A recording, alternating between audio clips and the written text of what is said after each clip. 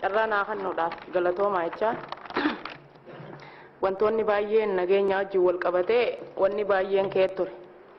Ani kaniin dhufee Harargee baarraa'ee keessattuu miseensonni caffee kaan kakaasan irra baay'een dhageettiidhaani nuti achi keessa. Kanaaf nageenya rakkoon nageenyaa Harargeedhaaf ajandaa guddaadha. Nuti kan duula nurra banaa jiru mootummaa naannoo Somaaleeti. Liyyuu Haayilii naannoo Somaaleeti. Mootummaa jechuudha ummaticha osoo hin ta'in mootummaa naannoo Somaaleeti. Kana kan nu jechisiisu keessattuu aanota godina Harargee ba'aa keessa jiran gara aanota jaharratti naannoo daangaa sanirratti miidhaa garaagaraa kan geessisaa jiru Liyyuu Haayilii waraana naannoo Somaaleeti jechuudha. Kunis miidhaa gama kanaan ga'e wajjin qabatee dubartiin teenya isaaniin gudeedamaa jirti. Dubartii teenya gudeedaa jiru Liyyuu Haayilii naannoo Somaalee.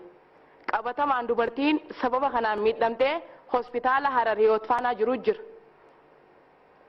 Tanaaf rakkoon isaan gama kanaan geessisu jiran ummanni naannoo sanii dubartiin naannoo sanii godaanaa jiru. Manni barumsaa cufamee jira. Buufata fayyaa keenya dawaachi keessa jiru keessaa gabbaasanii naannoon Somaalee ifiif dawaatti galfatanii nama kutaa 2-3 barate keessa galchanii buufata fayyaa keenya keessatti ummanni keenya tajaajila argachaa jiru. Qabatamaanis yoo kakaasnu taate aanaa Gursum buufata fayyaa Santalaa kan jedhamu yeroo ammaan tanaa dawaan keenya keessaa gabbeeti dawaa isaaniitti naqanii nama kutaa 2-3 barateen tajaajila ifii argachaa jiru jechuudha ummata keenya achirraa buqqaasanii. Kana yeroon kun godhamu federaallichi jira. Naannoo daangaa kanarratti yeroo miidhaan garaagaraa kun ga'u federaalli ilaalu jira agaru jira. Nuti kan naannoo keenya irratti miidhaan geessisaa jiru mootummaa naannoo Somaalee akka jiru ta'ee federaallinis nu ilaalu jira yaadachuun qaban. Maaliif yoo kajennu taate yeroo mootummaan Somaalee qaamni waraana isaanii daangaa bal'ifachuuf jecha alaabaa deemanii dhaabu jiran federaalli dhaabbatee ilaalu jira. Akka itti ilaalu jirus yeroo ummanni keenyatti gaddeeme keenyaan dhaabbaddu jaamaa jira. Achi dhaabbataa garuu isaan kana keessa daangaa bal'ifachuu jiranii alaabaan dhaabbachuu jira. Amma aanota jahaan Harargee ba'aa keessatti aanaa Mayyuu Mulluqqee Araddaa 8 seenamutti hin jiru naannoo keenyaan tajaajila argachuutti hin jiran. Aanaa Cinaaksan Araddaan 8 seenamutti hin jiru tajaajila argachaa hin jiran. Akkaatuma saniin aanota hunda keessatti aanaa Qumbii Araddaan 6 seenamutti hin jiru tajaajila argachaa hin jiran. Qabamee jira jechuudha kun naannoo Somaaleetiin alaabaa isaaniitiin federaalli agaru jira laalu jira. Maali nuti federaalizimiin nutiif shamshiyaa federaalaa jalatti akkamiin miidhamna nuti? Maaliif nun laale federaalli odoo isaan jiraniiti? Harargee lixaas yoon ka fudhannu taate Bordoddee irratti Liyyuu Haayilii qabatamaan dhukaasa banu jiru harka qabameeti amma to'annaa galee to'annaa jala jiru. Liyyuu Haayiliin waraana Somaalee harka qabamee federaalli harkaa qaba yeroo ammaan tanaa kana makiinaadhaan isaanii duula banu jiru. Makiinaadhaa wajjin qabamee jechuudha. Tanaaf nuti addatti naannoo keenya maaliif nurratti xiyyeeffatama?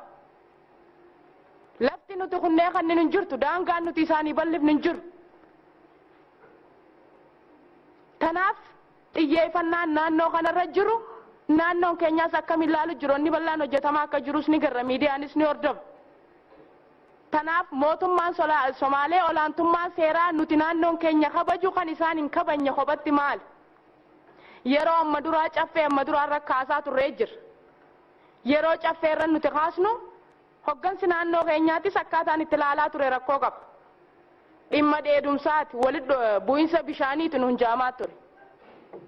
Deebi'ee rakkoon sanii hiikkachuu dhabuudhaanii har'aan tana sadarkaa kanarra gahee jira jechuudha. Sadarkaan ummanni Harargee amma irra jiru inni guddaan kana. San bira dabaree bara araddoota qabataman kana bira dabareeti magaalitti aanaa barbaadu jiru bara magaalaa. Magaalitti amma Baabbilees araddoota hanga qabatanii magaalaa Baabbilee barbaadu jiru. Aanaa Qumbiidhaa araddoota 6 qabataniitiin magaalaa Minoo barbaadu jiru. Gursumiis akkasuma, Cinaaksaniis akkasuma.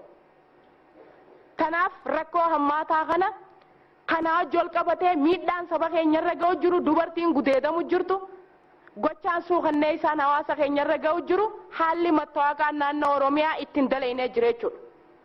Amma uummanni Cinaaqsan Jijjiga keessa dabareeti kan magaalaa guddittii godinaa dhufu. Mattaawaqicha san qabachuu isaanii yoo argan taate odaa bicha laaluu liyyooyiliin Somaaleeti. Kana mattaawaqaan kun akkan hojjetamne godhanii miidhaa garaagaraa dubartii babbareedduu laalanii nama torba nama maaliin gochaa suuqannee isaa irratti hojjechuu jiran. Akkamii usuu dandeenya osoo rakkoon kun jiru. Ani rakkoo akkanaa kana godinaatu hin gabaasne moo maaliif hin hiikkannee lubbuu namaati dhimmicha waan ta'eef jecha. Tanaaf gochi suuqannee isaan araddoonni 32 ta'an ka Harargee ba'aa keessatti tajaajila argachuudhaaf rakkoon garaagaraa irra ga'u jiru kun an akkamitti ilaalamaa federaalli osoo arkuu maaliif waliin nu laalaa maaliif waliin nu dhiisaa iddoon akkanatti isaan irratti rakkoo gaggeessaa jiran kun nu jidduu jira federaalli maaliif waliin nu dhiisa maaliif waliin nu laala maaf hiikkachuu dhabu olaantummaan seeraa nuti kabajnu maalii kan isaan kabajuu dhaban maal tanaaf walqixxummaan nuufi Somaalee jidduu jiru waan rakkoo qabu na fakkaata akka kiyyatti dura deemamu jira guyyaa guyyaan alaabaan isaanii dhaabbatamu jira. Tanaaf naannoo kanarratti an akkamitti ilaalamaa federaallinis akkamiin nu ilaalaa jira onni juusan rakkoo hammaataadha kun ilaalamu qaba jechuudha. Dhimma daangaa kanarratti mana keessaatii kan yaadi dhihaateeru jira. Dhimmi kun ajandaa guddaa akka ta'e hundi keenya iyyuu nu hubanna. Haa ta'uuti immoo garuu dhimmi daangaa kun dhimma nu waliin oolee buleerudha. Rakkoo har'a dhalate akka haaraatti rakkoo har'a uumame osoo hin ta'in waggoottan 20 darbaniif nu waliin oolee buleeru nu waliin jiraachaa tureerudha dhimmi daangaa. Naannoon keenya naannoo hunda wajjiniin naannoo wal daangessu naannoo hundaan naannoo marfamee jirudha. Yeroo hunda ajandaa ta'uunsaa waa hin daangaa dhimma hafu miti. Naannoo hunda wajjiniin wal daangessuun yoo irratti hojjenne nuuf carraa guddaadha. Yaaddoo osoo hin ta'in carraa guddaadha. Hamma suni dhufutti hamma sana bira geenyutti garuu immoo xaarii baay'ee dhamaatii baay'ee argaa jirra. Gama daangaa kanaa mootummaan naannoo Oromiyaa hojii bal'aa waggoottan darban kana keessatti hojii bal'aa hojjechaa dhufee jira. Rakkinoota baay'ee hiikaa dhufeera. Haa ta'uuti garuu uumama isaarraa kaasee dhimmi daangaa kun ammas akka salphaatti dhimma nurraa citu miti. Wanti hubatamuu qabu. Maaliif? Carraa ta'ee naannoo hunda wajjinii wal daangessine. Garaagarummaa haa qabaatu iyyuu malee bakka hundatti naannoo hunda waliin ajandaa qabna. Ajandichi garaagarummaa bal'inni isaa fi gadi fageenyummaa rakkinichaa garaagarummaa iddoodha iddootti haa qabaatu malee hunda wajjin ajandaa qabna.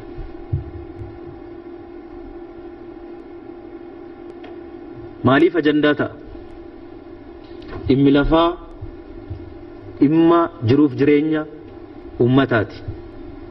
Dhimmi lafaa madda isa guddaa dinagdeeti eenyuuf iyyuu.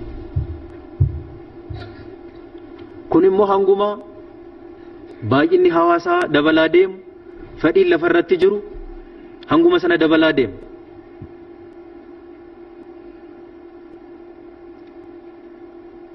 Kanaaf dhimma yeroo tokkotti yeroo barbaanne kana keessatti torban kana dhimmi kun haa dhumuutu irra jiraata jennee akkasitti murteessine keessaa deebi'uu dandeenyu miti dhimmi daangaa. Hamma danda'amaa ta'etti karaa nagaa ta'een mariidhaan karaa bishina qabuun dhimma har'aa duwwaa osoo hin ta'in dhimma karaa boruuf nu fayyaduu danda'uun hunda waliin irratti mari'annee hiikaa deemuun immoo barbaachisaadha. Baay'ee barbaachisaadha. Kana keessatti miidhaan nurra ga'uu dhamaatiin hin jiru jechaadhaaf miti. Garuu faayidaan nuuf fulla'aa ta'eef kan nu baasu kami jennee sanarratti xiyyeeffannaa addaatiin dhimmi daangaa kaaniif ajandaa ta'uu dhiisuun mala. Nuuf garuu ajandaa guddaadha, hojii manaa guddaadha waan ta'eef dhimma yeroo gabaabaattis nurraan cinne waan ta'eef yoommoo sirnaan hoogganuu baanne balaan inni qabu miidhaan inni qabu guddaas waan ta'eef ummatu nu marsee jiru hundaa waliin wal dhabne ummatu nu marsee jiru hundaa waliin gamaa gamanaan ganamaa galgala walitti dhukaasaa jiraachuun nuuf hin malu nuuf hin ta'u. haa ta'uuti immoo garuu uummatarra miidhaan itoo ga'u waan nuti nagaa barbaanne duwwaaf inni kaan itoo hin barbaadin akka sanatti haa hojjennu miti faayidaa keenya waliiniif gamaaf gamanaan deemee mirga uummata kanaa eegsisuudhaaf bifa bishina qabuun tasgabbii qabuun hojjechuun baay'ee barbaachisaadha. ergaan kana jedhee dhimma daangaa kanarratti rakkinoonni garaagaraa jiru. hiikuu keessattis yeroo gallee ilaallu wantoonni rakkoo ta'an tokkoffaa ajandaa tokko yeroo dhalate sana keessatti dafnee kutuu dhabuun keenya dafnee yeroodhuma sana ajandaa sana cufuu dadhabuun keenya hanguma ooshinee bushine oolee bule turu deemee walitti kuufamee rakkoo nutti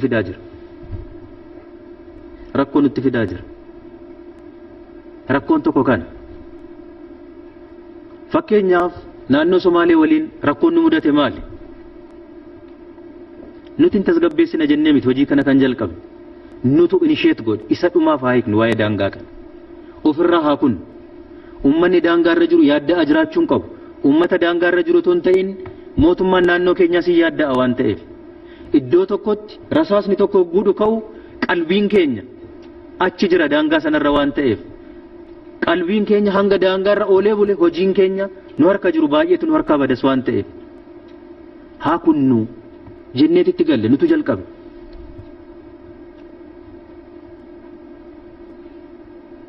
jalqabuu duwwaa ton ta'in yaada fala ta'uu danda'an qabannee garee dhimmi laallatu waliin anis ji'oota 3 darban kana keessatti yeroo 5 deddeebi'een jira. irratti mari'annee jirra. marii sasalphaa ton ta'in halkaniif guyyaa fixu. rakkinni jiru maali daangaa kana keessa? tokko referendamiin bara 1997 gaggeeffame sagalee uummataatiin akka adda ba'u taasifame yeroodhuma sanatti battaluma uummanni sagalee kennetti gargar baasanii bulchiisa itti hundeessanii bushuu dhabuun akkasitti tursiisuun har'a rakkoo fidee jira. hin taane baay'een isaa hanga ammaattis wanti gaariin jiru aadaadhaanis yoo ta'e darbee rakkina uumamni irratti fe'e rakkoo bishaanii fi marga irratti al tokko darbee wal dhaba malee hawaasni kun uummanni kun diinummaa waliin qabu walirraan qabu jibba walirraan qabu. rakkoo uumamni itti fe'e irraa ka'e yeroo wal dhabu wal dhabees akkatti immoo waliin mari'ate hiikus hin beeka. sana bira dabarree nutti dabarree uummanni dhiiga akka wal dibu goona taanaan hin ta'u. kun akka hin taane immoo of eeggannoo cimaadhaan kan nuti hojjetaa jirru. kanas ta'e immoo nagaa uummata naannoo keenyaa eegsisuudhaafis hamma humni danda'ettis irratti hojjetamaa jira. wanti falanuu ta'u akkuma sila jedhe walitti dhufeenya uummatootaa cimsuuf fala isa dhumaa karaa ta'uu danda'uun yaannee irratti hojjechuu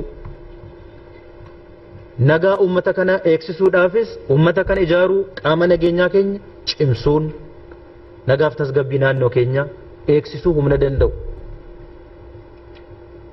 sana cimsuun sana qofaa ton ta'in badii qaqqabeefis qaamni itti gaafatamummaa fudhachuu qabu. amma badii kana keessatti yoo akka nama dhihootti beekna yoo taane dhugaadha nurras rakkoon ga'ee jira. karaa yaadamee hin beekne karaa ta'ee hin beekneen gama sanaanis rakkoo guddaatu qaqqabee jira. rakkoo guddaa qaqqabee jira. gama sanaanis nuun eenyu keenya iyyuu hin fayyadu. eenyurraa yoo ta'e iddoo kamiyyuu haa ta'e namni tokko du'u miti dhiigni nama tokko dhangala'uu hin qabu nun fayyadu waan ta'eef. haa ta'uuti garuu kana keessatti gochaan seera alummaa karaa kamiiniyyuu haa ta'u gama kamiin raawwataman seeratti dhihaatanii akka gaafatamuu qaban seeraanis gaafataa jirra dhiheessinee jirra. Waliigallee hojjennamuu jennu miidhamaa miti. Itoo uummanni miidhamuu ilaalaa miti waan ta'eef. Sana keessatti hojii seeraan alaa kan raawwatu seeraan akka inni gaafata. Taasisaa deemuunis barbaachisaaf dirqama waan ta'eef dhimmoota kana hundaa akka hojii tokkotti qabannee dhimma seeraan laalamuu qabu, dhimma waliigalteedhaan laalamuu qabu, dhimma nageenya wajjinii wal qabatanii jiranis akkamitti falasa dhumaa fiduu dandeenya. Har'a qofa otoo hin ta'in boru kan jedhu ija kanaan ilaallee kan irratti hojjetaa jirru ta'uu umasaa ibsuudhaa fi kabajamaa miseensa caffee keenyaas dhimma kana sirriitti hubannee tasgabbii guddaaf of eeggannoo guddaadhaan haa ta'uuti immoo garuu karaa itti fala fiduu danda'uun wal cina dhaabbannee wal deeggaruudhaan irratti hojjenne rakkoo daangaa qabnu bakka bakkatti amma rakkoo iddoo tokko lamaa otoo hin ta'in rakkoo akka waliigalaatti qabnu akka hojii guddaa tokkotti fudhanne akkamitti hiikuu qabna kan jedhu hojii keenya manaa isa guddaa tokko waan ta'eef ija kanaan yoo laallee dhimma daangaa kana yoo akkasitti ilaalletu gaarii ta'a jenneeti.